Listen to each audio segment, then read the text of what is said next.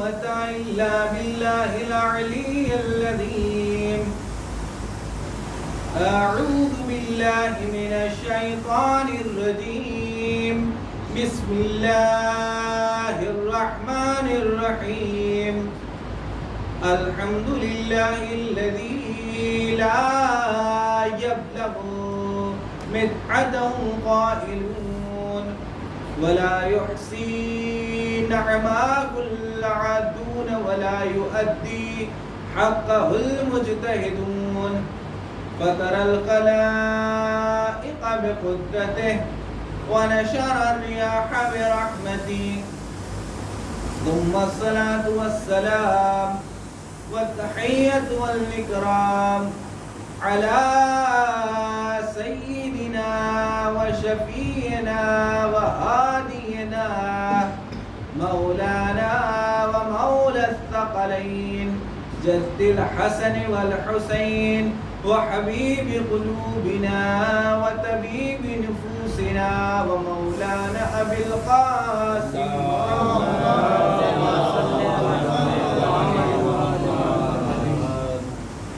وعلى أهل بيته الطيبين الطاهرين المأسومين المظلومين المنتخبين المنتجبين.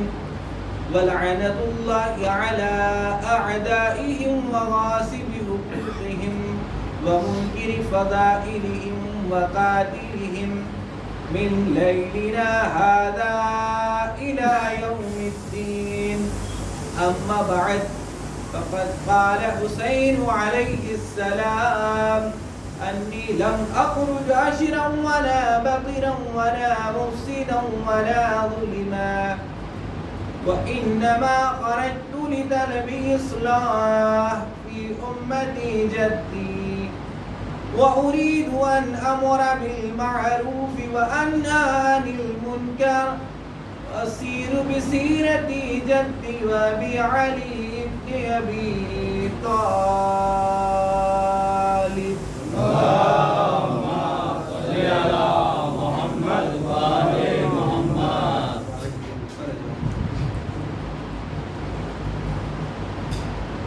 قابل احترام ارباب اعزاز، السلام علیکم جميعا ورحمۃ اللہ وبرکاتہ. اعزاز، یہ اس عشرے کی اختتامی مجلس ہے اور یہ دن اس تیزی سے گزر گئے یہ دن کا اندازہ لگانا یقین جانے. میرے لیے یہ چیز مجھے ایسا محسوس ہو رہا ہے کہ شاید ابھی کچھ دن پہلے ہی شروع ہوا تھا اور 10 دن اس طریقے سے اور خیر کے دن اسی طریقے سے گزر جاتے ہیں.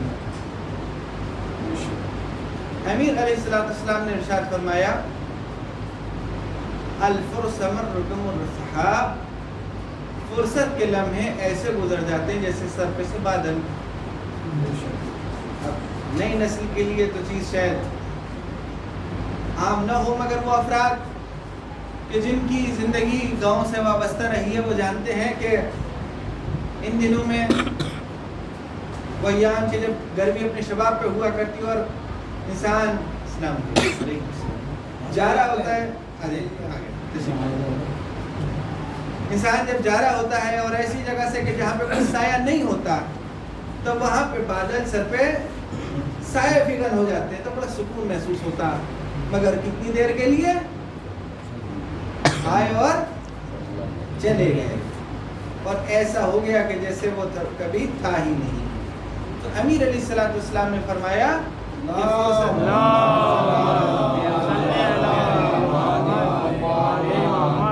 یہ فرصت کا معاملہ بھی ایسے ہی ہے. لہذا انسان کو فرصت کو غنیمت سمجھنا چاہیے. اللہ سبحانہ وتعالیٰ جب کبھی ایسے موقع ہمارے لیے فراہم کرے کہ جو ہمارے دنیا اور آخرت کے لیے خیر کا سبب بنے تو ان میں انسان کو کوتاہی نہیں کرنی چاہیے. حسب قاعدہ و حسب دستور پہلے امام عالی مقام کے کلام کا ترجمہ اور انشاءاللہ پھر آغاز گفتگو کہ جو کچھ آپ تک پہنچانا ہے. کیا فرمایا امام عالی مقام نے کہ ہرگز میرا مقصد وطن کو چھوڑنے کا خوریزی، فساد، فتنہ، ظلم نہیں ہے، بلکہ مقصد یہ ہے کہ نانا کی امت کی اصلاح ہو، اس امت کو راہ راست پہ لایا جائے، اس امت کو جہنم کے راستے سے ہٹا کے جنت کی طرف گامزن کیا جائے. یہ امت کے جو حقائق سے آشنا ہونے کے بعد بھی تجاہل عارفانہ کے شکار ہے، جن کے درمیان میں ابھی وہ افراد بھی موجود ہیں کہ جو اللہ کے نبی کی صحبت کو پائے ہوئے تھے، خود وہ افراد بھی آج اس راستے پر نہیں ہے کہ جس پہ انہیں ہونا چاہیے تھا. تو ان تمام تر چیزوں کو دیکھنے کے بعد میں فرزند نبی صلی اللہ علیہ وسلم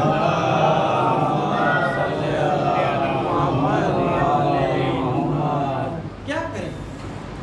امت کو بیدار کرنا ہے. تو بیداری کے لیے آپ علیہ الصلوۃ والسلام نے جو طریقہ کار اپنایا وہ یہ ہے کہ ان کو علیکم السلام ان کو ہدایت کی جائے، اور ہدایت کے لیے لازمی ہے کہ کوئی ایک محور ہو کہ جس کے اوپر دعوت دی جائے. بھائی کس چیز کے لیے کیسے ہدایت کرے گا انسان؟ جب کوئی پشتبانہ ہوگا، پہلے سے کوئی شے ہوگی تو اس کی طرف بلائے گا، ایسا کرو ایسا نہ کرو. اريد ان امر بالمعروف، چاہتا ہوں کہ نیکیوں کا حکم کرو، تو انہی عن المنکر، اور برائیوں سے روکو.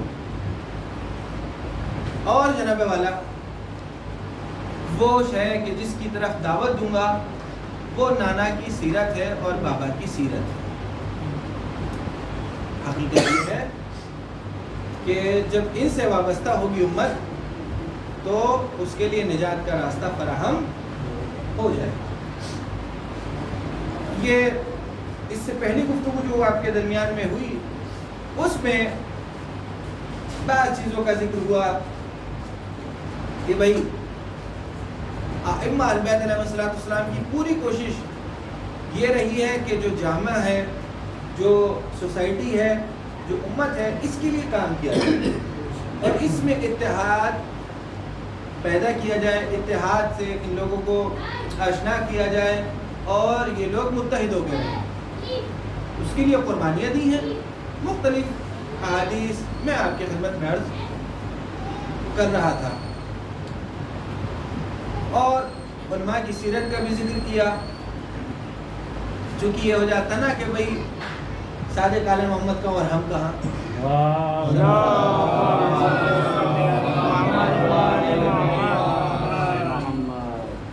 تو یہ سب چیزیں اور پھر وہ چیزیں کہ جو ہمارے اندر ہونی چاہیے اور وہ چیزیں جو ہمارے اندر نہیں ہونی چاہیے، یعنی جو انسان کو سعادت کی طرف لے جانے والی ہیں، خوش بختی کی طرف لے جانے والی ہیں، جنت کی طرف لے جانے والی ہیں. تو انسان اپنی طرف سے کوشش کرتا ہے، اللہ سبحانہ و تعالیٰ اس کو دیکھتا ہے. مگر ایک بہت اہم شے ہے اور جس کے بغیر کوئی بھی عمل خیر انسان کو فائدہ نہیں پہنچا سکتا. نماز، ہاں نماز بھی فائدہ نہیں پہنچائے گا، روزہ، ہاں روزہ بھی فائدہ نہیں پہنچائے گا، زکوٰۃ بھی نہیں. وہ کیا ہے؟ وہ ہے الحب للہ والبغض للہ. اللہ ہی کے لیے کسی سے محبت کرنا اور اللہ ہی کے لیے کسی سے نفرت کرنا. یہ بڑی اہم شے ہے. اگر یہ نہیں ہے ہمارے وجود میں تو پھر دعویٰ محبت صحیح نہیں ہے. یہ آج کی مجلس خلاصہ پیش کر رہا ہوں اپنی تمام تر گفتگو. تو جب پوچھا گیا کہ میں دین کیا ہے تو فرمایا الحب للہ والبغض للہ. اللہ ہی کے لیے کسی سے محبت اور اللہ ہی کے لیے کسی سے نفرت. یعنی وہ ہمارا محبوب ہو جو اللہ کا محبوب ہو، وہ ہمارا دشمن ہو جو اللہ کا دشمن ہو. اب یہ کیسے پتہ چلے گا اللہ کا دشمن کون ہے اور اللہ کا محبوب کون ہے؟ تو وہ پھر احادیث بڑھ کے سہارا دیتی ہیں. وہ بتاتی ہیں فرمایا الحسن والحسین سید الشباب اہل الجنہ فابوہما خیر منہما، یہ جوانان جنت کے سردار ہیں اور ان کے والد ان سے بہتر ہیں، اور جو ان سے محبت کرے گا وہ جنت میں میرے ساتھ ہوگا۔ اللہ فرمایا حسین منی وانا من الحسین احب اللہ من احب حسینا، حسین مجھ سے ہے اور میں حسین سے ہوں، اللہ اس کو مجھ سے محبت کرتا ہے جو حسین سے محبت کرتا ہے۔ فرمایا یا فاطمہ ان اللہ غضب لغضبک ورضا لرضاک، اے فاطمہ جس سے آپ راضی ہیں اس سے اللہ راضی، اور جس سے آپ ناراض اس سے اللہ ناراض۔ تو در حقیقت نبی صلی اللہ علیہ وسلم نے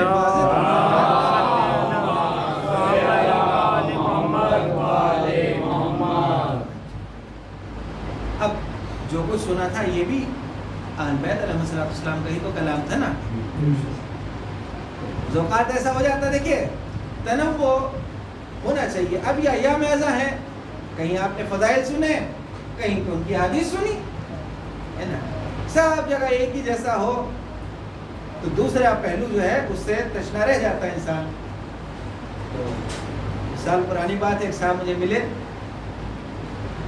حدیث ہو رہی تھی کہیں، میں بھی پڑھ رہا تھا اور بھی پڑھ رہے تھے، تو انہوں نے کہا مولانا صاحب دیکھو آج قبلہ نے خیبر پڑھی، خیبر سنائی، مزہ آ گیا، تو آپ، تو میں کہا ابن زیاد کے فضائل سنا رہا تھا، جو کچھ تھا وہ انہی کا تو تھا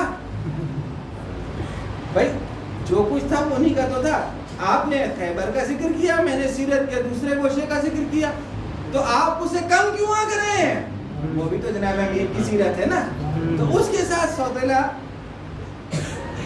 خیبر کتنی دیر کے لیے ہوئی تھی؟ خیبر کی جنگ کتنی دیر کی تھی؟ اور کیا خیبر کی جنگ کو جناب امیر پسند کرتے تھے؟ جنگ مجبوری کا نام ہے، جنگ مجبوری ہوا کرتی ہے۔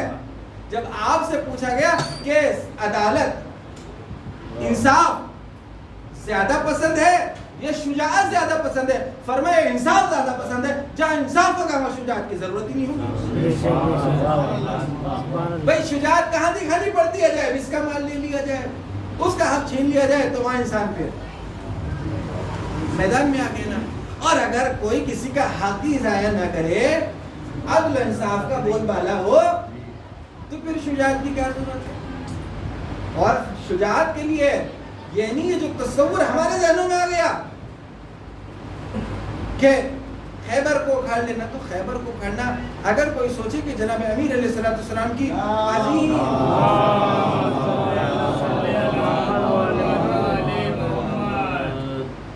ان کمالات اور فضائل میں سے کہ جو امتحا پہ ہیں، تو وہ انسان خطا پہ ہے۔ کیا یہ تو اللہ اکبر، جب بشریت اپنے کمال پہ پہنچتی ہے نا تو یہ کام تو اس سے ہو جاتے ہیں۔ وہ تو وہاں پہ ہیں، اس منزل پہ ہیں کہ جہاں پہ عقل انسانی کی رسائی نہیں ہے۔ اہم شے یہ ہے کہ کلام الہی کو انسان اس طریقے سے سمجھے جیسے اللہ چاہتا ہے، اور عبادت ایسے کرے کہ جیسے اللہ چاہتا ہے۔ یہ مفاتیح الجنان ہر گھر میں آپ کو ملے گی، ہے نا۔ تو صاحب مفاتیح الجنان عباس قمی علیہ رحمہ پہنچے والے مدینہ۔ میں پہلے عرض کیا کہ علماء کی سیرت اس لیے بیان کیا کرتا ہوں تاکہ وہ جو ہم کہہ کے اپنی جان چھڑا لیا کرتے ہیں ائمہ کہاں اور میں کہاں، تو یہ بھی ہمارے جیسے ہیں۔ یہ بات الگ ہے کہ انہوں نے اپنے آپ کو اس مقام پہ پہنچا لیا کہ اللہ سبحانہ و تعالیٰ نے انہیں اپنا خاص کر لیا۔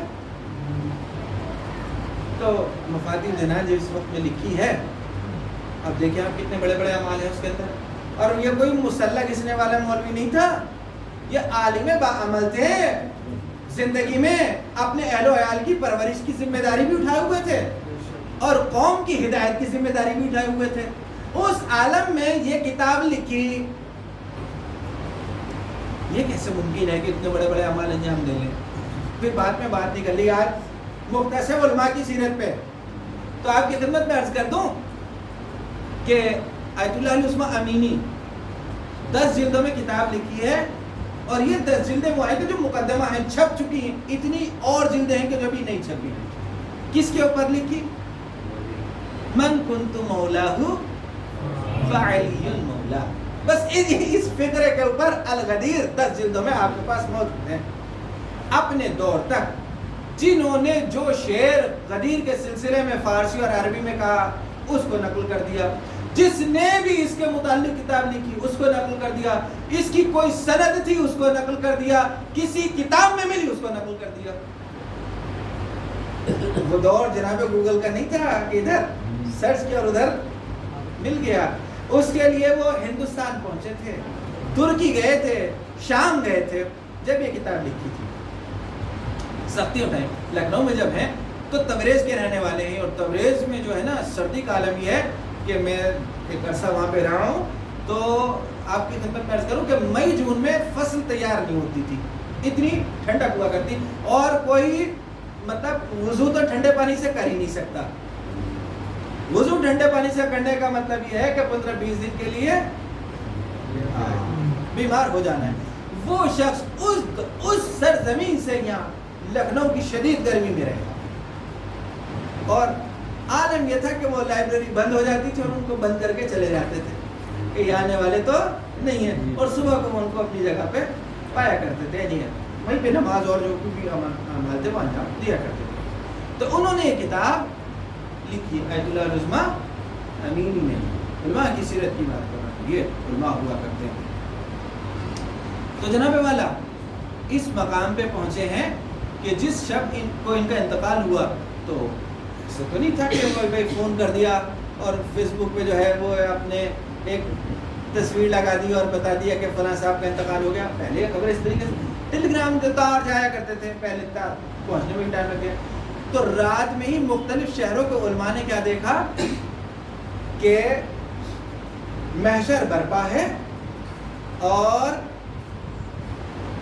ساقی کوثر پہ موجود ہیں, دوسرے والنٹیئر بھی ہیں جو پلا رہے ہیں لوگوں کو, جو جس کی جیسی اوقات ہے جیسی حیثیت ہے اس کو پلانے والا ساقی ویسے ہی ہوا کرتا ہے. ٹرین تو ایک ہوا کرتی ہے مگر کیا سب کے لیے, اس میں جنرل کوئی بھی ہوا کرتی ہے, سلیپر بھی ہوا کرتے ہیں, فلاں سب کچھ ہوا کرتے ہیں. تو جیسے جس طریقے کے افراد ہوں گے ان کا استقبال بھی ویسے ہی ہوگا. تو جب امینی علیہ الرحمہ کو امام نے آتے ہوئے دیکھا تو باضابطہ اپنے چلو میں لے کے گئے ہیں اور اپنے ہاتھوں سے سیراب کیا.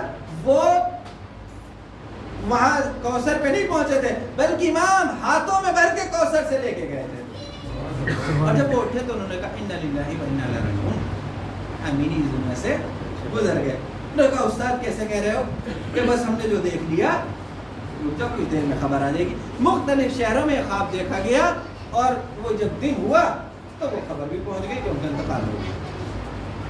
تو صرف یہ بتانے کا مقصد یہ تھا کہ یہ مصلی پہ بیٹھنے والے مولانا نہیں تھے, استخارہ کر دو مولانا اور یہ کر دو وہ کر دو. یہ عالم بعمل تھے کہ جو محنت مزدوری کرنے والے افراد تھے, سختیاں اٹھانے والے افراد تھے. کہ مرعشی علیہ الرحمہ نے شیعت کے اوپر اتنا عظیم احسان کیا کہ اتنا بڑا جو ہے وہ لائبریری کتاب خانہ چھوڑ کے گئے, کتب خانہ چھوڑا ہے. وہ کیا تھا کہ جس وقت میں عراق میں وہ کتابوں کے بازار حویج سے گزرے تو کیا دیکھا کہ ایک ان پڑھ بدو پرانی کتابیں خرید رہا. اب جو علماء کی نظر ہوتی ہے وہ بڑی گہری ہوتی ہے, ہم ہوتے کہتے ہیں ماشاءاللہ ان میں بھی پڑھنے کا شعور آ گیا, مگر وہ سمجھے کہ اسے ان کتابوں کی کیا ضرورت ہے. ہوتا یہ تھا کہ جب کسی عالم کا انتقال ہو جاتا تھا تو اس کی اولاد لا کے وہ کتاب خانہ اس کا جو تھے وہ مکتبہ بیچ دیا کرتی تھی. نیا نسخے ہو یہ رہا تھا کہ وہاں پہ برٹشر تو آ نہیں سکتے تھے تو انگریز ان دیہاتیوں کے ذریعے خریدوایا کرتے تھے. مہنگے نسخے انہوں نے خریدنے شروع کیے. جب انہیں پتہ چلا کہ شیعت کا سرمایہ یہاں سے جا رہا ہے انگلینڈ تو اب انہوں نے کمر باندھی. رات میں دھان کوٹتے تھے اور باقی وقت میں نماز اجارہ پڑھا کرتے تھے اور پورے دن میں روزے رکھتے تھے اجارے کے. اس کی قیمت سے وہ کتابیں خریدا کرتے تھے. آسان کام نہیں. تو اس کے پیسے سے پھر وہ خرید کے یہ مرتبہ تیار کیا. خلاصہ کلام یہ تھا کہ بات کہاں سے کہاں نکل رہی ہے. تو علامہ امینی علیہ الرحمہ کے سامنے یہ کہا گیا کیسے ممکن ہے کہ ایک شب میں جناب امیر 1000 رکعت پڑھ کے دکھاتے. تو جو مردان خدا جو ہوا کرتے ہیں نا اولیاء اللہ کو انسان ان سے کبھی بحث و مباحثہ نہ کرے تو کہنے لگے کہ کیا تمہیں شک ہے कैसे मुमकिन है? उन्होंने कहा आप घड़ी का हिसाब करें, मिनट और सेकंड और ये और वो, तो कैसे इतनी जल्दी हो सकता? उन्होंने कहा बरखुदारी से रट। और मशहद मुक़द्दस में जनाब इमाम रज़ा अलैहिस्सलाम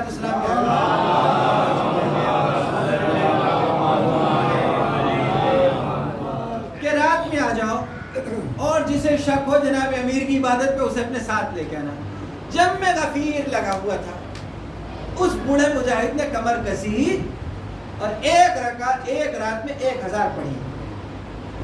वो कहा कोई ये न तसव्वुर कर ले कि अभी ये 2 दिन सोएगा जाके, कहा कि फिर रात में फिर ऐसे ही होगा। 3 दिन तक मुस्तकिल 1000 रकअत नमाज पढ़ के दिखाई। कहा कि अब दहान बंद कर लेना, जब गुलामों के गुलाम ऐसे हुआ करते हैं तो आका का अंदाजा लगा। तो ये उलमा की सीरत रही है। अल्लाह ये कह देना कि अइम्मा तक ये कह देना कि वो हम और ये तो दुनिया में वैसे ही है जिस तरीके से हम आए, इन्होंने अपने आप को इस मकाम पे पहुंचा दिया। तो जा रहे हैं साहिब वफाती जनान, सारे अमल पहले खुद अंजाम दी, बाद में इसको छपवाया। और जब छप गई तो बाप ने बाजार में देखा, इनके वालिद भी आलिम दीन थे, तो देखा कि बड़ी अच्छी किताब है, तो घर पे आने कहने लगे बरखुरदार तुम्हारे हमनाम ने बड़ी बेहतरीन किताब लिखी है, तुम भी कुछ करो। तो कहा अब्बाजान दुआ कीजिए अल्लाह हमें भी तौफीक दे। होता कोई और तो इतनी बड़ी फहरिस्त तैयार होती है अब्बा के लिए, सब कुछ सुना देता, अगले पिछले सारे कर्ज अदा कर लेता है। तो ये उलमा है। बाद में जब वालिद को पता चला तो कहा जाने पिदर बताया तो होता है किताब तुम्हारी है क्या? भाईजान शर्मिंदगी महसूस कर रहा था कि आपके सामने अल्लाह। तो अपने बेटे के साथ जा रहे हैं वाजिद के कब्रिस्तान से। उलमा की सीरत रही है, वो सुबह की नमाज सुबह पढ़ के जनाब अमीर के हरम में फिर वाजिद के कब्रिस्तान में जाया करते हैं, फातिहा के अपने उस्ताद वगैरह जो दीगर उलमा के तौर पर। तो ये भी बेटा भी साथ में है। बेटे का बयान है कि अब अब्बा की कैफियत ये है कि किसी कब्र पे जाते हैं तो खुद सलाम कर लिया करते हैं, किसी पे अलैकुम अस्सलाम कह दिया करते हैं, नज़र कोई नहीं आ रहा। चलते रहे। अब कहने लगा कि सुबह का वक्त है ना, अव्वल वक्त सैर का वक्त, अंधेरा हुआ करता और कब्रिस्तान में, और वहाँ पे आप इस तरीके कोई अजीब गरीब काम करने लगे तो आदमी थोड़ा सा खौफ में तो महसूस होगा क्या बजान क्या हुआ। तो उन्होंने इशारतन खामोश किया और वो अपने काम से तरीके से आगे बढ़ते रहे। कब्रिस्तान में कोई उनको सलाम करता था, किसी को ये सलाम करते थे, ना सलाम करने वाला नजर आता था, न जिसे जवाब देते थे वो नजर आता था। ये जब होता रहा और जब लौट के आए तो कहा कि अब्बाजान मसला क्या था? कहा कि भाई मसला ये था कि कुछ उस्ताद हमारे थे तो हम उन्हें सलाम कर रहे थे, कुछ शागिर्द थे जो हमें सलाम कर रहे थे। तो कहने लगे अब्बा आप तो पहचे में आदमी हो, अब्बाजान आपने तो बहुत बड़ा मकाम पा लिया। फर्जन कौन सा मकाम और कैसा मकाम? मेरे बच्चे है तो 14 दिन की जो है वो 40 दिन की जो है वो बस तज़किया नफ्स का मसला है। कि क्या मतलब कि क्या तुमने इस हदीस को नहीं पाया कि जिसने 40 दिन तक मेरे लिए अपने आप को मुखलिस कर लिया, मैं उसकी आंखों पे से हिजाब हटा दिया करता। तो मेरे बच्चे ये तो सिर्फ 40 दिन का मामला है, इसे क्या तुम? तो मैंने जो आपकी खिदमत में अर्ज किया कि जनाब अमीर के लिए ये कह देना कि खैबर तो ये तो औलिया अल्लाह की अल्लाह सुब्हानहू व तआला तसर्रुफ में दे दिया करता कि कायनात में जैसे चाहे वैसे तसर्रुफ कर लें। बड़ी बात तो ये है कि अल्लाह सुब्हानहू व तआला ने अबदियत की शरत दे रखी है। ये है कि कोई लम्हा उनका ऐसा नहीं है कि जो इरादे खुदाबंदी से खारिज हो, वो हमेशा उस शे को अंजाम दिया करते जिसे अल्लाह पसंद करता। लिहाजा जो निजात पाना चाहता है उसके लिए लाजमी है कि वो अल्लाह के औलिया का दामन था। अल-हुब्बु लिल्लाहि वल बुग़्ज़ु लिल्लाह। बस नमाजें हो, रोज़ा हो, हज हो और ज़कात हो, सब कुछ हो और अल्लाह की मोहब्बत ही ना हो। तो ये ऐसे ही है ना कि इंसान कोरिया की तरफ रुक करके 2000 रकत नमाज पढ़े तो क्या उसे आधी रकत का भी सवाब मिलेगा? नहीं होगा ना। मक्का की सिर्फ वो करना पड़ेगा, उसूलों से इंसान को खारिज नहीं होना है ना। तो अब इसे आप मुकदमा समझ लें, गुफ्तगू का शुरुआत समझ लें, जो भी समझ लें आपको इख्तियार है ना। चूँकि आखिरी महीने से लिहाजा मेरे नज़दीक जो मुझे लगता है कि अहम शे है, अहम नुकात वो आपकी खिदमत में अर्ज करूँगा। यानी खुलासे कलाम जो है کیا یہ جو ابھی تک آپ کی خدمت میں عرض کیا تھا وہ تمام تر چیزیں ایک طرف، اگر اللہ کی طرف سے تائید نہ ہو تو پھر کوئی شے انجام پا نہیں سکتی، اور اللہ کی تائید اس تک پہنچ نہیں سکتی جس کا رابطہ امام زمان علیہ السلام سے۔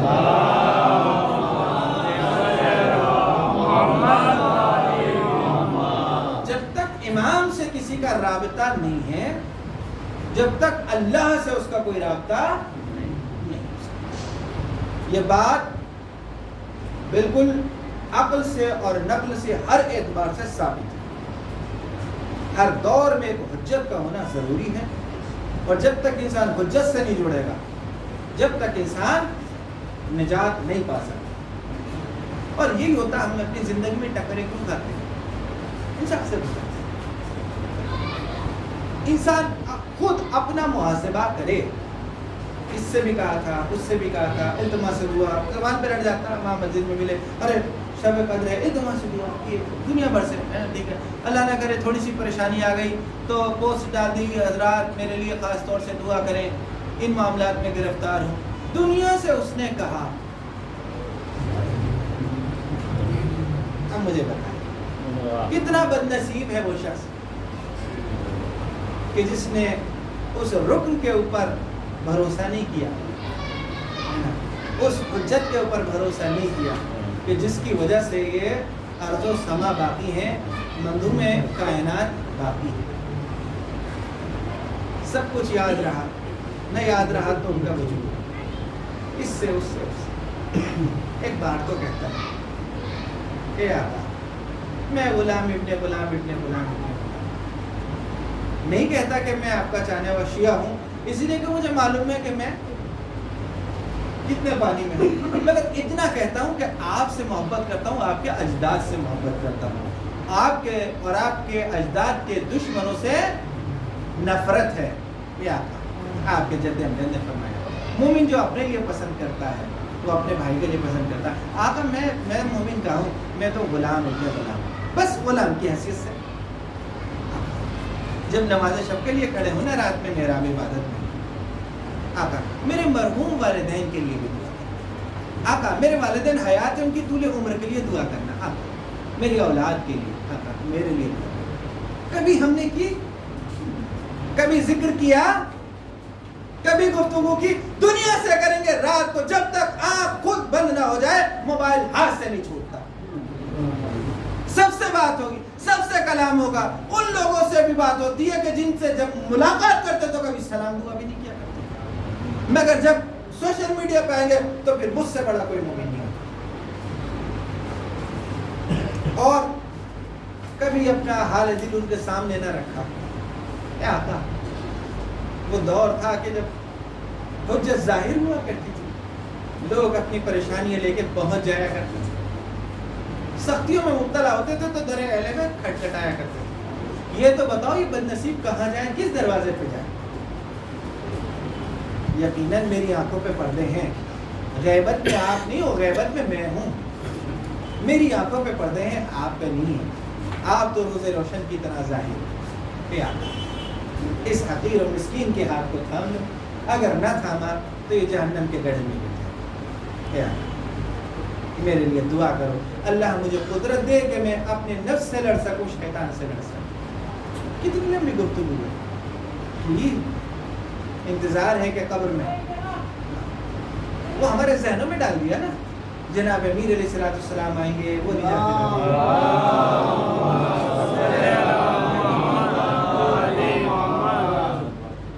قرآن نے کیا کہا ہے؟ یوم ندعو کل اناس بامامہم، ہر امت کو اس کے امام کے ساتھ آواز دی جائے گی، بے ائمتہم نہیں کہا قرآن نے کہ اماموں کے ساتھ آئیں گے، امام کے ساتھ، دور کے امام کے ساتھ، اپنے امام کے ساتھ۔ جناب امیر کے پرچم کے نیچے ہم نہیں ہوں گے، جناب امیر علیہ السلام کے پرچم کے نیچے وہ افراد ہوں گے جو ان کے دور کے ہوں گے۔ اسے کوئی نعوذ باللہ من ذلک توہین نہ سمجھے، یہ اللہ کے ہاں قانون ہے۔ جیسے آپ کے کہتے ہیں نا فرسٹ کلاس، اور پھر اس میں بھی سیکشن ہوا کرتے ہیں، ٹھیک ہے نا، اے بی سی اس طریقے سے، ٹھیک ہے نا. تو وہ اپنے اپنے معلم کے ساتھ چلے آ رہے ہیں. تو اس میں کوئی چھوٹے بڑے کی بات نہیں ہو رہی، کلاس ایک ہی ہے، سیشن الگ الگ ہے. یہ نظام ہے اللہ کا کہ روز قیامت اس طریقے سے بلایا جائے گا. جب جائیں گے انشاءاللہ امیر علیہ السلام کی قبر مبارک کی زیارت کے لیے نجف اشرف،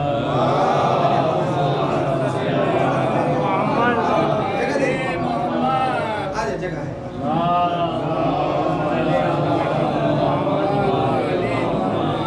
تو آپ جب جائیں گے تو امیر علیہ السلام کے جو روزے مبارک میں، روزے انور میں جب آپ وارد ہوں گے نا، تو 2 میناریں ہیں، اور دونوں میناروں میں جو ہے وہ 2 بزرگ ہستیاں دفنے ہوں، تو اور بھی بہت ہیں. دائیں جانب جو ہے وہ علامہ حلی علیہ رحمہ ہیں، اور بائیں جانب جو ہے وہ مقدس اردبیلی دفن ہے. مقدس اردبیلی علیہ رحمہ دفن ہے. کس مقام اور مرتبے کو پہنچے ہوئے مقدس؟ جب میں قم میں ہوتا تھا تو میرے استاد جو منطق پڑھاتے تھے، مقدس بولتے ہیں، مقدس اردو میں وہی بہت ہی زیادہ پاک و پاکیزہ، بلند، پاکیزگی کی اعلیٰ مثال. تقریباً 500 سال پہلے ان کی وفات ہوئی ہے. تو وہاں پہ جناب امیر علیہ السلام کے حرم میں وہ دفن ہے. تو میرے استاد نے مجھے بتایا تھا کہ میرے استاد کو استاد نے واقعہ نقل کیا، 3-4 سینوں سے ان تک یہ بات پہنچی تھی کہ جب قرآن میں شدید سردی کا دور ہوتا تھا، اس دور میں تو کہتے تھے کہ کچھ جنات ان کے پاس پڑھنے کے لیے آیا کرتے تھے. تو وہ ان سے پوچھتے تھے کہ بھائی تمہاری کتنی عمر ہے؟ کوئی کہتا تھا بھائی 800 سال ہے، کوئی بتاتا تھا 900 سال ہے، 700 سال ہے، اس طریقے سے. تو انہوں نے کہا یہ بتاؤ تم نے کس کس عالم دین کو پڑھا؟ انہوں نے کہا فلاں کو فلاں کو فلاں کو. تو یہ بتاؤ یہ مقدس ہی کو اربیلی کو، یعنی احمد اربیلی نام ہے، تو مقدس ان کو لقب کیوں ملا؟ کہا کہ تقوی کی اعلیٰ مثال تھی یہ، اس لیے انہیں مقدس کہا گیا. کیوں کہ جب یہ کربلا معلّہ پہنچ جاتے تھے تو رفع حاجت کے لیے حرم ابا عبداللہ سے اتنی دور چلے جاتے تھے کہ گنبد اور میناریں نظر نہیں آتے. اگر اس دور کا اندازہ لگائے نا، تو جب ہم جناب حر کے مزار پہ جاتے تھے تو 5-7 کلومیٹر دور سے مجھے نظر آ جاتا تھا. وہی میرے ذہن میں تصور آتا تھا کہ کم سے کم مقدس 5-7 کلومیٹر کربلا معلّہ سے دور جایا کرتے تھے رفع حاجت کے لیے، اور یہ کہا کرتے تھے کہ یہاں پہ آل رسول کا خون بہا. اس حد تک وہ تقوی کا انداز. تو ان کے لیے ملتا ہے کہ مدرسے میں جہاں پہ یہ رہتے ہیں سردی بہت زیادہ ہے، شدید، اور نجف میں بہت سردی ہوا کرتی ہے. تو یہ رات کا وقت تھا، آدھی رات. یہ اپنے مدرسے سے جہاں رہتے تھے وہاں سے چلے. تو جو خادم ہوا کرتے ہیں، خدمت گزار، وہاں پہ آپ اس کو ہیلپر کہہ سکتے ہیں یا واچ مین ہوتے جو بھی نام دیں کو. تو اس نے دیکھا کہ بھئی آدھی رات کو جا رہے ہیں، کہاں جا رہے ہیں؟ تو وہ بھی شدید سردی، وہ بھی پیچھے پیچھے بولی. اب یہ آئے تو جناب امیر علیہ السلام کے روزہ انور کے سامنے آ کے رکے. تو آج کی طرح تو نہیں تھا 24 گھنٹے سب جا رہے ہیں. میرے اپنے جب میں شروع میں گیا ہوں وہاں پہ، تو ہمارے دور میں بھی 10 بجے حرم بند ہو جاتا تھا. تو اس دور میں تو اور عشاء کے بعد شاید لوگ بند کر کے چلے جاتے ہیں. اب جب یہ جاتے ہیں تو کیا دیکھا کہ دروازے باضابطہ تالا خود بخود کھلا، دروازے خود بخود کھلے، اور یہ حرم میں وارد ہو گئے، اور یہ بھی ان کے پیچھے پیچھے وارد ہو گئے. نیک لوگوں کی صحبت کا اثر یہ ہوا کرتا ہے کہ جو ان کے حصے میں آتا ہے دیکھ لیا. ورنہ کیا کھلتے کسی کے لیے ایسے دروازے؟ چونکہ احمد کے لیے کھلے تھے، لہٰذا خادم بھی اس سے وارد ہو گئے اور پہنچ گئے حرم. تو اب یہ زری سے جا کے لپٹے اور عشق شانی کے بعد میں گفتگو کرنے لگے. تو زری سے آواز آ رہی تھی اور یہ دونوں میں اب کلام ہو رہے تھے بات، مگر یہ دور کھڑے تک پاس نہیں جا سکے کہ آہٹ ہو جائے گی وہ مجھے دیکھ لیں گے، تو یہ گفتگو نہ سن سکے کہ کیا ہو رہی ہے. خیر وہ وہاں سے فوراً نکلے حرم سے، اور نکلنے کے بعد نسبت اس کے کہ اپنے کمرے کی طرف جاتے کوفے کی طرف نکلے. کوفہ وہاں سے جو ہے وہ تقریباً جہاں جانا تھا وہ 12-13 کلومیٹر ہے. تو اب یہ رات کے خادم بھی پیچھے پیچھے، اب جیسے جیسے وہاں اندھیرے کی طرف بڑھ رہے ہیں جستجو بڑھتی چلی جا رہی ہے کہ بھئی مسئلہ کیا ہے. یہ بھی خیر دل پکا کر کے اور پیچھے پیچھے، کیونکہ دیکھ چکا تھا دروازے کھلتے ہوئے، تو پتہ نہیں اور کیا چیز منکشف ہوں گی، یہ چلے. تو اب کیا دیکھا کہ مسجد سہلا میں وہ آ گئے، نماز ادا کی اور بیٹھ گئے. ایک سید عربی تھے کہ جو آئے اور پھر یہ آپس میں ایک دوسرے سے گفتگو کرنے لگے. اب جب وہ سید چلے گئے تو یہ فوراً وہاں سے اب تیزی سے پلٹے مقدس صاحب کے لیے. تو جب پلٹنے لگے تو جناب والا اب خادم بھی پیچھے پیچھے تھا، سردی کی وجہ سے اسے زکام ہو گیا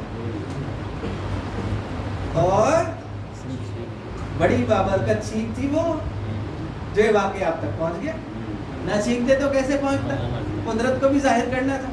اعمال انسان کو چھپے کرنے چاہیے، اللہ ان کو خود ظاہر کر دیا کرتا. یہ بات الگ ہے کہ جب تک انسان انتظار میں رہے کہ گلی سے گزرے تو میں دوں. ہوتے اس طریقے کے افراد. ابن جوزی نے لکھا کتاب الحمقہ میں کہ ایک بڑے بزرگ تھے صوفی، پہنچے ہوئے بغداد میں آئے اور آنے کے بعد میں ڈنکا بج گیا وہی ان کا کہ بہت بڑے اللہ والے ہیں، اور انہوں نے مسلح کھینچ رکھے تھے، چہرے پہ سجدوں کے نشان ہیں، گھٹنے جو ہیں ان کے سوجے ہوئے ہیں، بس اللہ کا ذکر ہے اور مسجد ہے. اور وہ اس طریقے کے افراد ہوا کرتے ہیں. مامون جو ہے وہ بہت چالاک انسان تھا. مامون کے دور میں بھی ایک دور ہے، ایک شخص اسی طریقے سے تھا، بس ادھر قرآن پڑھا جاتا تھا اور اسے غش آ جاتا تھا، اور لوگ کہا کرتے تھے کہ بس یہی وہ افراد ہیں کہ در حقیقت جن کی وجہ سے ارض و سما باقی ہے. دیکھیں کہ اللہ کے کلام کا اس پہ کیا اثر ہے. اور اس نے اپنے جو ہے وہ ہزاروں مریدین تیار کر لیے. مامون نے دیکھا کہ کہیں ایسا نہ ہو کہ کل کو یہ فتنہ شو برپا کرنے لگے. اس نے کہا ذرا اسے اونچی دیوار پہ بٹھاؤ اور قاری سے کہا کہ اب کر تلاوت. غش آتے تھے نا اسے، تو کہا کہ ذرا اب کر تلاوت. سارا نشہ کافر ہو گیا. مریدوں سے کہا ذرا پوچھو کیا ہوا شیخ صاحب کو. شیخ صاحب دیوار پر بیٹھے. تو ہوتے اس طریقے کے افراد کہ جو کیا کرتے. تو وہ صوفی بھی جو ہے وہ لگا ہوا ہے اپنے کام میں. اب ہوا یہ کہ فقہا اور صالحین کی ایک بڑی تعداد میں جو تھی تعداد ان سے ملاقات کری اور مسجد میں پہنچی. جامع رصافیہ میں وہ بغداد کی مسجد میں جامع مسجد میں لگے ہوئے ہیں نمازوں میں، بس ٹکرے اٹھک بیٹھک چل رہی تھی. تو وہ لوگ بیٹھے ہوئے تعریف کر رہے کہہ رہے کہ ایسا پہنچا ہوا بزرگ ہم نے نہیں دیکھا. ہماری زبان میں کہنا ایسے ورلے ایسے کہاں ہوں گے، تو سنت مہاتما بس الگ ہیں. اور تعریفوں کے پل باندھے جا رہے تھے، قصیدے خوانی، اور یہ سننا تھا. اسے برداشت نہ ہوا، مڑ کے بولا اور روزے سے بھی ہوں. حالت نماز میں ہی پیچھے کر کے کہا کہ تم نماز کی بات کر رہے ہو، میں روزے سے بھی ہوں. انہوں نے کہا بس تمہارا حال ہم پہ منکشف ہو گیا کہ تم کتنے پانی ہیں. ہوتے ہیں اس طریقے کے افراد. ظاہر پہ انسان کو نہیں جانا چاہیے. جو اہل تقوی ہوا کرتے ہیں وہ عمل چھپ کے انجام دیا کرتے ہیں، اور اللہ سبحانہ و تعالیٰ ان کے عمل کو عام کر دیتا. نہ بھی کریں تو کیا نقصان ہو گیا. یہ شہرت انسان کے لیے آفت لے کے آتی ہے. جو کرنا انسان خاموشی کے ساتھ اللہ. تو جناب والا اب یہ جا رہے ہیں، اس کو چھینکا. اس نے جب چھینکا تو انہوں نے پلٹ کے کہا کہ تم، کہ حضرت میں، جرأت پیدا ہو گئی نا. تو کہا کہ تم کیا کر رہے ہو. کہ بتائیے آپ کیا کر رہے ہیں. تو کہنے لگے کہ تم کیوں آئے تھے. کہا کہ حضرت میں یہاں سے نہیں ہوں. اچھا اب تو راز کھل گئے. تو بولنے لگے کہ بھائی اچھا بات کو ہاں جیسے رفع دفع کرو، بس ہم تم سے پوچھنا ہے تو ہم بولے نا آپ پوچھو مت پوچھو، میں تو پوچھوں گا. تو انہوں نے کہا کہ بھائی بات کو ختم کر دے. بولا حضرت بات ختم نہیں ہونے کی ہے، تو نجف میں ہر کسی کے گوشے میں کان میں جائے گی صبح اٹھنے کے بعد آپ دیکھو. پھر تو انہوں نے کہا نہ جب تک میں زندہ ہوں وعدہ کر کے اس کا ذکر کسی سے نہیں کروں. جب تک میں زندہ ہوں. یا تو انسان کچھ خام میں دیکھ لے تو دوسرے دن بشارت کی مجلس ہو جاتی ہے. ہاں تو رازوں کو انسان دل میں رکھے. اگر کچھ دیکھا بھی تو اس کو دل کے سپرد کرے، ہے نا. تو ہوتا یہ ہے کہ جناب انہوں نے کہا کہ بھائی دیکھو مسئلہ یہ ہے، تم اپنے سوالات ہم سے پوچھتے ہو تو ہمیں بھی تو کسی سے پوچھنا ہے. ہاں تو کہتے ہیں کہ مسئلہ میں پھنسا ہوا تھا تو پہنچا وہیں پہ جو حلال مشکلات ہیں. یہ عبرتناک واقعہ ہم سب کے لیے ہے. جن مسائل میں ہم گرفتار ہیں ان کی نجات کا واحد ایک باب ہمارے پاس ہے جسے ہم نے خود اپنے اوپر بند کر رکھا ہے. تو کہا کہ میں جب پہنچا جناب امیر نے استقبال کیا جو تم نے دیکھا کہ دروازے خود بخود کھلے اور میں پہنچا اور سلام کے ادھر سے جواب آیا. اور اس کے بعد میں پھر آقا سے کہا کہ میرا مسئلہ ہے. تو کہا کہ پھر یہاں کیوں آئے، کہ پھر کہاں جائیں. کہ اپنے وقت امام کے پاس جاؤ نا، میں تمہارے وقت کا امام تو نہیں ہوں. حل کرنے میں کتنی دیر لگتی ہے؟ کیا جناب امیر علیہ الصلوۃ والسلام کو نعوذ باللہ من ذالک کی قدرت حاصل نہیں ہے؟ مگر بتانا مقصود تھا کہ اپنے امام کی بارگاہ میں پہنچو. تو پھر انہیں کہاں پاؤں؟ کہا وہیں جاؤ جہاں سے وعدہ، جہاں ملنے کا وعدہ کیا گیا ہے. تو میں مسجد سہلا میں آیا، پھر حضرت سے ملاقات ہوئی، میرے سوالات تھے، ان کے جواب ملے. مگر دیکھو تم سے میں نے وعدہ کیا تھا، تمہیں حقیقت بتاؤں گا، میں نے بتا دی. تم سے وعدہ جو ہے اس پہ باقی رہنا جب تک زندہ ہوں، جب تک کسی سے ذکر نہیں کرنا. تو بس اندازہ لگا کتنی بار ہم نے اپنے امام سے درد دل کیا، کتنی بار امام سے گفتگو کی، کتنی بار امام کو وسیلہ قرار دیا. افسوس کی بات نہیں ہے، کبھی کام سے افسوس کے آنکھیں سب کو دیکھے نہ دیکھے تو آپ کے جمال انور کو، افسوس ان کانوں نے سب کچھ سنا نہ سنا تو اس آواز کو. اللہ اکبر، اللہ اکبر. سیدہ معصومہ کے حرم میں ایک بار تھا، تو ایک بچہ نہ اپنے ماں باپ سے، آپ نے کبھی دیکھا ہو بھیڑ بھاڑ میں بچے ماں باپ سے گم ہو جاتے تو کیا کیفیت ہوتی ہے ان کی؟ آہوں فغاں ہوتی ہے، چیخنا چلانا ہوا کرتا. تو ایک عالم دین وہاں کھڑے ہو کے اس کو دیکھ کے رو رہے تھے. کیا مسئلہ ہوا؟ بولے کہ دیکھو اس سے عبرت لو کہ یہ باپ سے بچھڑ گیا نا، کہ جس کو پتا تھا کہ یہ شفقت والا باپ ہے، اس کے بغیر اس کی زندگی میں ویرانی ہے. باپ نظروں کے سامنے گیا تو مچلنے لگا. افسوس مجھ بوڑھے پہ کہ اس عمر میں آگے کبھی ایسے اپنے امام کے لیے نہیں کرتا.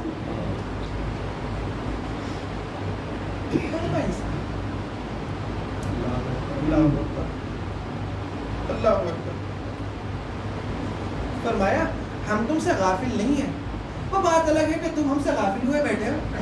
پتہ ہے شب جمعہ جب تمہارا نام اعمال ہم تک پہنچتا ہے اور ہم اس میں برائیاں دیکھتے ہیں نا، اللہ کے حضور تمہارے لیے استغفار کیا کرتے ہیں.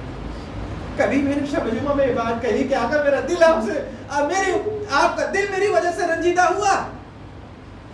اے فرزند نبی مجھے معاف کر دینا.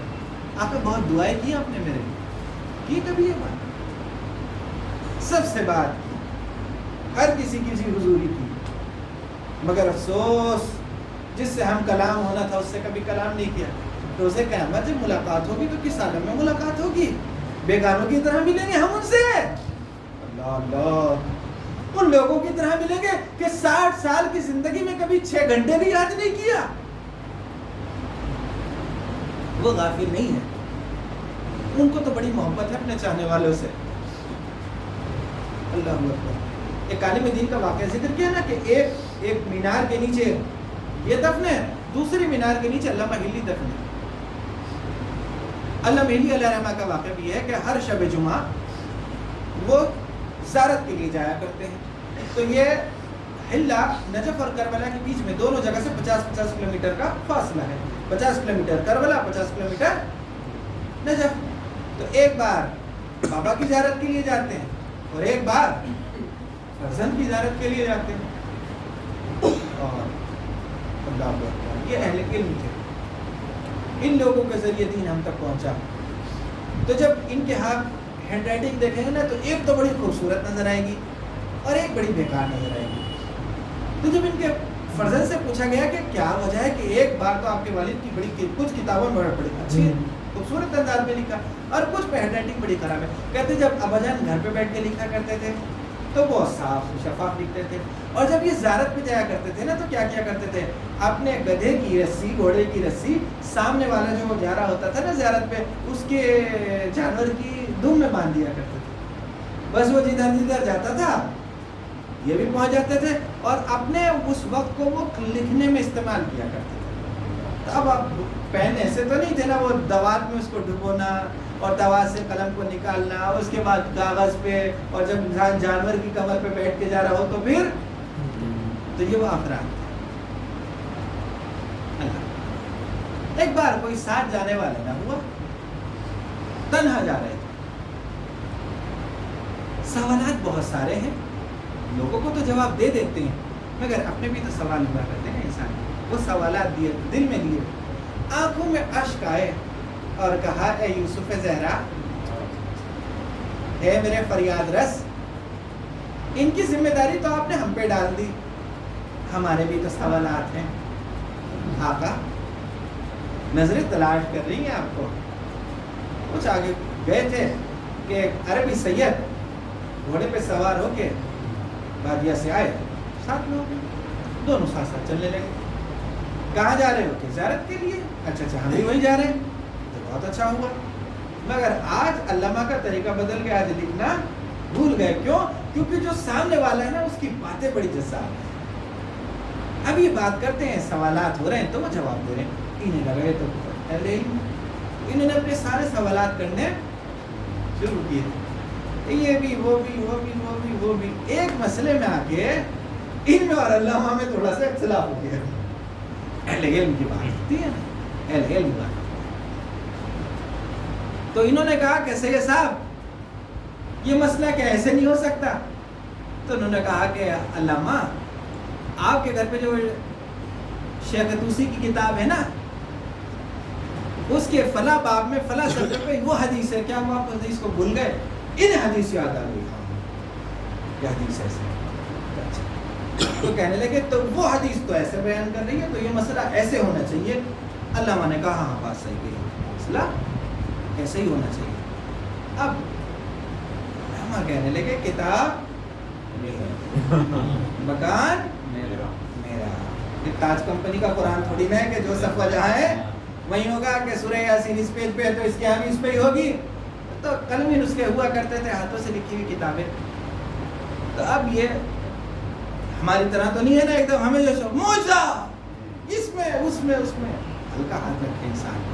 عقائد کو مجھے یاد ہے کہ جمکران میں جا رہے تھے تو ایک صاحب تھے، انہیں ٹیکسی سے اتار دیا، مولانا تھے، وہ نورانی چہرہ تھا۔ اب تھوڑی دیر بعد ٹیکسی والے نے دیکھا تو مولانا پیچھے نظر نہیں آ رہے، تو اس نے کہا کہ بس آج تو امام میری ٹیکسی میں بیٹھ کے آئے تھے، مسجد جمکران میں جا رہے تھے۔ اس نے انہیں دیکھ لیا، قم میں شور مچا دیا کہ لوگوں کہاں جا رہے ہو حضرت؟ انہوں نے کہا کیا مطلب؟ جو دیکھا بھیڑ قریب آ رہی تو کہا ادھر آ۔ اور اس کے بعد کہا کہ قسم کھا کے رہا، آپ کو میں نے اتارا تھا، روڈ پہ ملے نہیں تھے، کہا کہ ماروں گا اتنا، مجھے گڈھے میں گرا کے چلا گیا تھا، تو تجھے میں نظر کہاں سے آتا؟ تو انسان کو عقائد کا اپنے ذرا جو ہے نا وہ خیال رکھنا چاہیے، ہر جگہ ایک دم سے شور ولولہ نہیں ہونا چاہیے۔ علامہ وہ ایک عالم دین ہے، تو اس طریقے سے ہمارے طریقے سے تو بات نہیں ہو سکتی۔ تو علامہ نے جو ہے وہ ابھی مقدمہ، مطلب تیاری کی بات کو کہ کیسے آگے بڑھایا جائے اور کیسے منکشف و راز جناب والا، وہ کہتے ہیں کہ میں نے ان سے کہا سید یہ بتاؤ اس عالم تنہائی میں بھی کیا کوئی اپنے آقا سے ملاقات کر سکتا ہے؟ اس پر شوق دور میں کہ جہاں پہ امید کی کرن نظر نہیں آتی، کیا کوئی اپنے امام سے قریب ہو سکتا ہے؟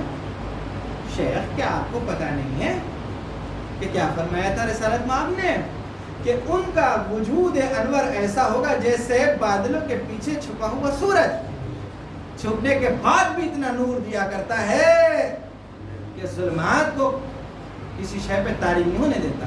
بادلوں کے پیچھے سورج چھپا ہوتا ہے مگر اس کے نور سے کائنات منور ہوتی ہے۔ ہاں یہ بات تو صحیح ہے۔ بات میں علامہ کی گھوڑے کو جو آگے بڑھانے والی چھڑی ہوتی نا وہ ہاتھ سے گر گئی، سید فوراً اترے اور چھڑی کو اٹھا لیا اور علامہ کی طرف بڑھایا۔ ایک سیرا علامہ نے پکڑا، دوسرا سید نے پکڑا۔ سید نیچے کھڑے تھے، علامہ سواری پہ سوار تھے، دونوں میں فاصلہ ایک چھڑی کا رہ گیا۔ اب اندازہ لگایا آپ کو کتنی ہوگی چھڑی۔ اس کے بعد میں کہا شیخ نا امید کیوں ہوتے ہو؟ پتہ ہے کچھ جگالے ایسے بھی ہوا کرتے ہیں کہ جنہیں اپنے امام سے بڑی محبت ہوا کرتی ہے، تو ان کے احترام میں ان کا امام ان کی تنہائی کو دور کرنے کے لیے آتا ہے۔ ان کا امام ان کے پاس پہنچتا ہے، ان سے درد دل کرتا ہے، ان کی گفتگو کو سنتا ہے، ان کے سوالات کے جواب دیتا ہے، ان کے رنج و غم کو دور کرتا ہے، اور جب ان کے جانور کی چھڑی ہاتھ سے گر جاتی ہے نا تو ان کے احترام میں سواری سے اترتا ہے، اور سواری سے اترتا ہے اس چھڑی کو اٹھاتا ہے، اور چھڑی کو اٹھانے کے بعد ان کی طرف بڑھا دیتا ہے۔ شیخ بس امام میں اور ان میں اتنا فاصلہ رہ جاتا ہے کہ ایک سرا امام کے ہاتھ پہ ہوا کرتے، دوسرا سرا اس چاہنے والے کے ہاتھ پہ ہوتا۔ یہ سننا تھا آقا آپ کے قدموں پہ نثار، اپنے آپ کو سواری سے گرا دیا، قدم بوسی کے لیے۔ اگر ہوش آیا تو بس قدموں کے نشان تھے، اس پہ لوٹتے تھے ایسے طریقے سے جس طریقے سے مچھلی بے آب ہوا کرتی ہے نا، ماہی بے آب بغیر پانی کے مچھلی کی جو کیفیت ہے وہ پردے میں نہیں ہے، وہ غیبت میں نہیں ہے۔ غیبت میں حجاب ظلمانی ہماری نظروں پہ ہے، کسی کی آنکھ میں موتیا بند آ جائے تو دنیا کا قصور نہیں ہوتا، اس کو وہ چیز دھندلی نظر آتی ہے، در حقیقت وہ شفاف اور صاف ہوا کرتی ہے۔ یہ گناہوں کے پردے ہماری آنکھوں، یہ حسد کے پردے، یہ بغض کے پردے، یہ تمام پردے ہماری نظروں پہ۔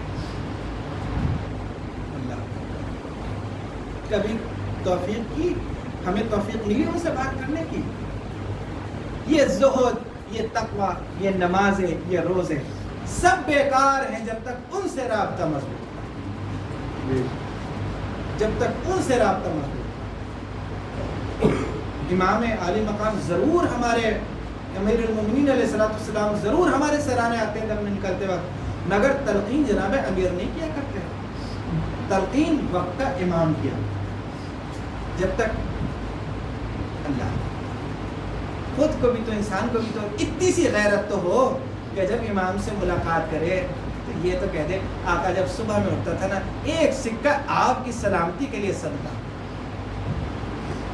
اتنا کو نار والا بھی شقت تمر، بچاؤ اپنے آپ کو جہنم سے، چاہے کھجور کے ایک آدھے ٹکڑے کے برابر ہی کیوں نہ ہو، یا ہماری زبان میں کہ جیسے مونگ پھلی کا ایک دانہ، اتنا بھی صدقہ دو۔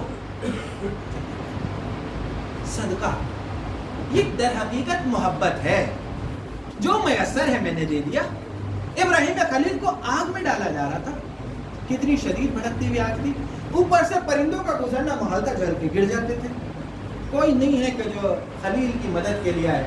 ایک ننھا سا مینڈک ہے کہ جو اپنے منہ میں کچھ پانی لیے ہوئے ہے، اپنے بدن کے اوپر پانی لگائے ہوئے ہے، اور جہاں تک گرمی پہنچ رہی ہے آگ تک نہیں پہنچ رہا، جہاں تک وہ گرمی پہنچتی تھی نا وہاں جا کے وہ اس پانی کو منہ سے گرا دیتا تھا۔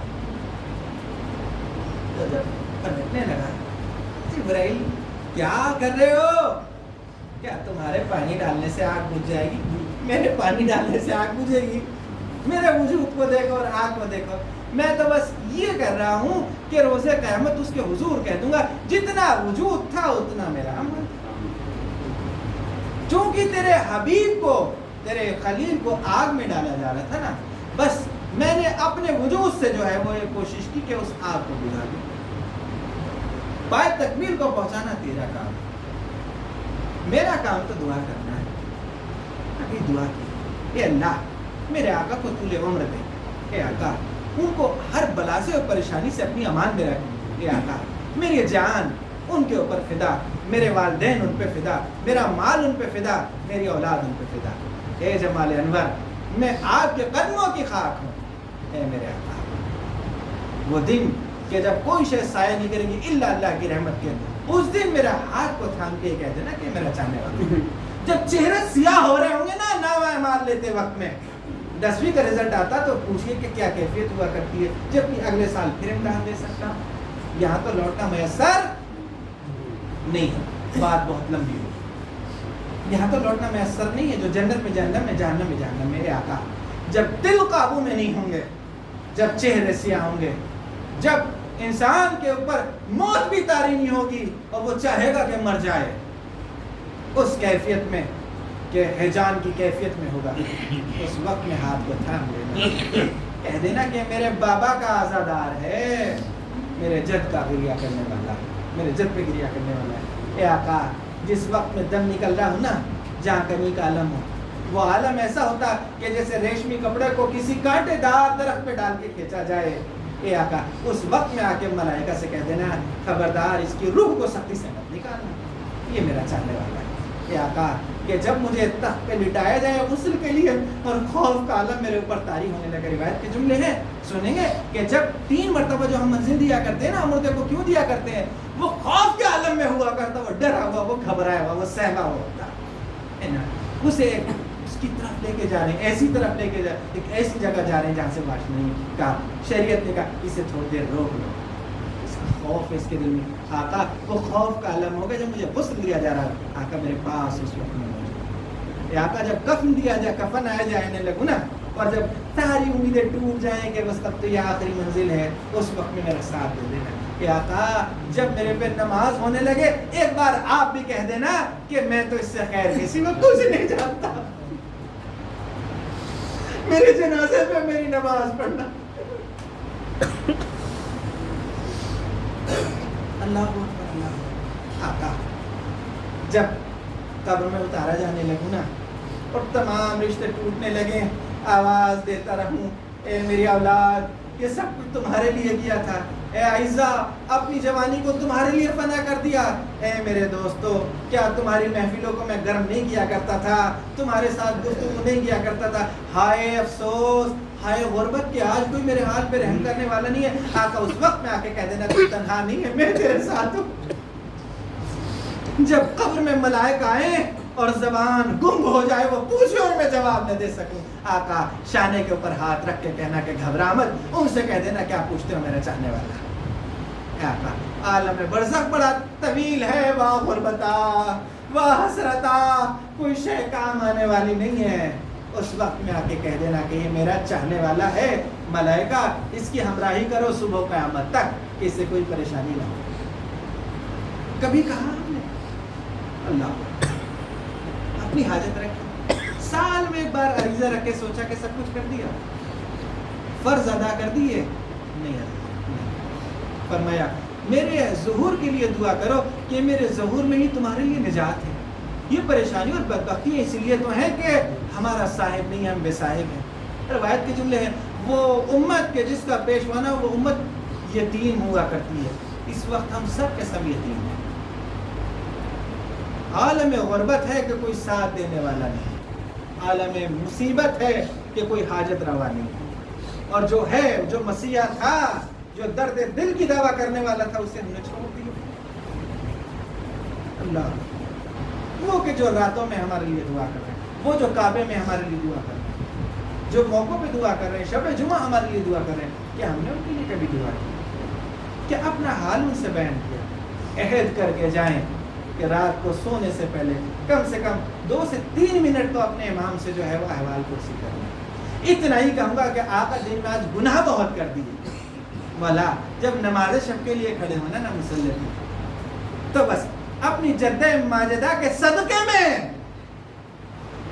آپ سے یہ حقیر دعا کر رہا, التجا کر رہا ہے کہ میرے حق میں بھی اللہ سے مغفرت کی دعا. یہ عہد کرے.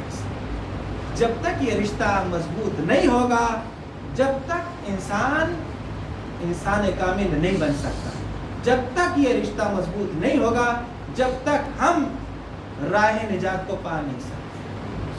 اپنے امام سے انسان اپنے رابطے کو قوی کرے, اپنے امام سے اپنے رابطے کو قوی کرنے کے لیے جابر ضعیفی کے عالم میں مدینہ سے کربلا آ گئے تھے. اللہ اور جناب جابر کی وصیت کا میں ایک ٹکڑا, وقت بہت ہو گیا, بس مختصر کی میں نے آج, وقت بہت ہو گیا, واقعا بہت ہو گیا, معذرت چاہوں گا. اور آپ لوگوں کا بہت شکریہ کہ بڑے تحمل کے ساتھ آپ نے 10 دن تک مجھے تحمل کیا. در حقیقت نہ میں کوئی خطیب ہوں, نہ کوئی عالم ہوں, نہ کوئی فاضل ہوں, ایک چھوٹا سا طالب علم تھا. آپ لوگوں کی بڑائی اور بزرگی تھی کہ آپ نے محبت اور شفقت کے ساتھ خاموشی کے ساتھ سنا. اللہ سبحانہ و تعالیٰ آپ سب کو اپنی زبان میں رکھے.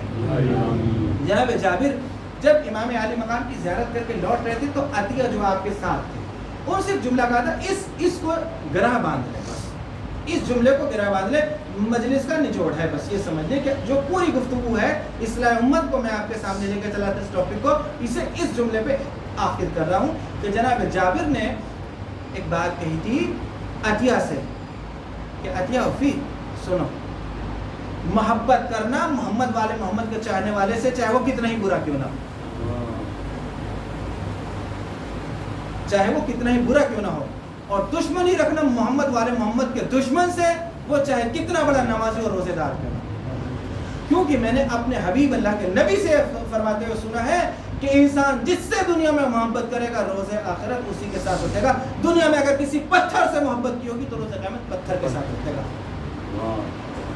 اور یہ بات کیوں کہی تھی انہوں نے؟ کیونکہ عطیہ نے ان سے سوال کر لیا تھا جب وہ یہ کہہ رہے تھے نا کہ اللہ کربلا کے شہداء کو خطاب کر کے کہہ رہے تھے کہ روز قیامت اللہ ہمیں تمہارے ساتھ اٹھائے، تو انہوں نے کہا نہ تو ہماری بیویاں بیوہ ہوئی، نہ ہماری گردنیں کٹی، نہ ہمارے بچے یتیم ہوئے، نہ ہمارے گھر لٹے، تو ہم ان کے ساتھ کیسے ہوں گے؟ کہا تمہیں محبت تو ہے نا، بس محبت ہے تو وہیں پہ پہنچو گے جہاں پہ یہ ہے۔ تو بس ایک دوسرے سے یہ سوچ کے محبت کرنا کہ یہ محمد والے محمد سے محبت کرنا، بس یہ آخری پیغام تھا میرا اس مجلس میں۔ بس ایسا آخری منزل ہے رب تک کہ جناب جابر چلے ہیں، نابینا ہو چکے ہیں، ساتھ میں عطیہ ہے، عطیہ وفی کو ساتھ لیا اور اس کے بعد کہا کہ مجھے زیارت امام علی مقام کے لیے لے کے چلو۔ ایک 2 نفری کاروان تو مدینہ سے چلا ہے اور ایک کاروان دمشق سے چلا ہے۔ جب سید سجاد علیہ السلام کے پاس یزید کا قاصد آیا اور کہا کہ آپ کو یزید نے بلایا ہے، پھوپھی چپٹ گئی، میرے لال تمہیں نہ جانے دوں گی، اے سید سجاد تم تو ہمارا سہارا، پھوپھی اماں میں خیر سے لوٹ کے آؤں گا۔ اللہ اکبر، پھوپھی در خیمہ پہ کھڑی، در زندان پہ کھڑی ہیں، امام آئے، یزید نے کہا سید سجاد آزاد ہو۔ اب آزادی کیا مفہوم رکھتی ہے؟ کیسی آزادی؟ کون سی آزادی؟ عائشہ کو تو کربلا کی خاک پہ چھوڑا ہے۔ اللہ اکبر، اللہ اکبر۔ امام نے کہا کہ سید سجاد اختیار ہے، چاہے شام میں رہو چاہے مدینہ چلے جاؤ۔ اللہ اکبر، قربان زینب اولیاء مقام کے کہا کہ ذرا اپنی پھوپھی سے مشورہ کر لوں۔ آئے پھوپھی اماں رہائی مل گئی، رہائی ملی تو اب کیا رہائی ملی، سکینہ کہاں ہے؟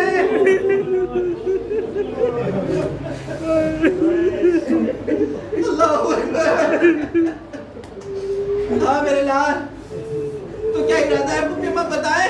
کہا میرے لال جائیں گے تو مدینہ، میرے سنو دل بھر کے مزاج کو روئی نہیں ہو، پہلے اپنے حسین کا ماتم کروں گی، اس کے بعد میں مدینہ جاؤں گی۔ اللہ اکبر، گھر خالی ہوا، 3 دن تک گھیرا زاری ہوا، اس کے بعد میں کاروان تشریف پایا، بیویاں چلنے لگی، ایک بیوی ہے جو نظر نہیں آتی، قبر پہ آئی اور زندان میں کیا دیکھا؟ ایک خاتون ہے جو ننھی سی قبر کے پاس ہے۔ بیوی کیا ہم نہ جاؤ گی؟ بیوی کیوں کر کے جاؤں؟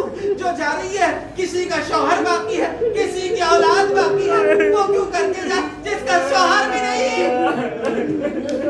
جس کی گودی ویران ہے۔ اللہ اکبر، اپنے ساتھ لیا اور جب حرم چلے ہیں تو جناب زینب نے فرمایا اے میرے لال ساربان سے کہہ دو کہ ہم مدینہ بعد میں جائیں گے، پہلے شہداء کی زیارت کے لیے، اس لیے کہ جب چلی تھی تو بھائی کے سینے کو دیکھا تھا کہ جسے گھوڑوں کی ٹاپوں سے روندا گیا تھا، علی اکبر کے جسم کو نورمت خان پہ دیکھا ہے، قاسم کے جسم کو دیکھا تھا، اور جب سلام کرتی ہوئی گزری تھی تو نانا کو خطاب کر کے کہا تھا اے میرے نانا، اے مدینہ میں سونے والے نانا، ارے جب آپ گئے تھے تو ملائکہ نے آپ پہ نمازیں پڑھی تھی، یہ آپ کا حسین ہے جسے کوئی کفن دینے والا نہیں ہے، مقتل کی خاک جس کا کفن ہے۔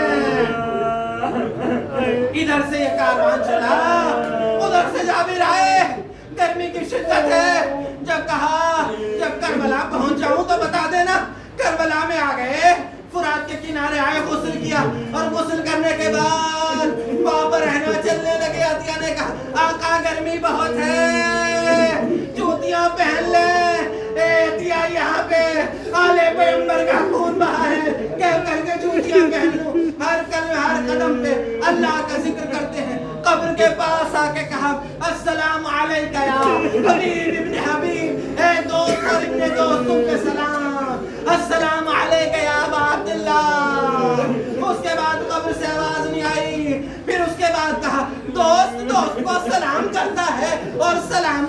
اب نہیں آتا. گوشت کھا کے قبر پہ گرے, عطیہ نے چہرے پہ پانی ڈالا, پھر اٹھے, پھر گوشت کھایا, تیسری بار اٹھ کے اب خود جواب دیا. وہ کیوں کر کے جواب دے جس کے سر و تن میں جدائی ہو گئی, جس کی رگیں کاٹ دی گئی, جس کے جسم کے اوپر گھوڑے دوڑائے گئے. اے حسین, اے راکب دوش نبی, یہ تمہارا مقام نہ تھا کہ امت نے تمہیں تک و تنہا شہید کیا, میں تم پہ فدا ہو جاؤں. ابھی یہ گفتگو ہے. اے جابر, ارے قبر سے دور ہو جاؤ, ماں جائی. اللہ اکبر. جابر ہٹے, کاروان آیا, بیویوں نے اترنے کا انتظار نہ کیا, اپنے آپ کو محمل سے گرایا. ارے کونیوں کے بل چلتی ہوئی ماں جائے کی قبر سے لپٹ گئی. اے بھیا, یہ زینب کوفہ اور شام کی منزلوں کو گزار کے آئی ہے. اے ماں جائے, آپ کے بعد بڑی مصیبتیں آئیں, قیام میں آگ لگی, سید سجاد کو لانا پڑا سکتا.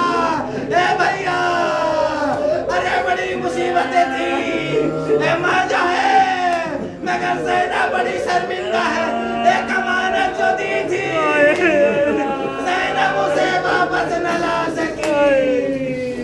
وہ شام کے قید خانے کی زینت میں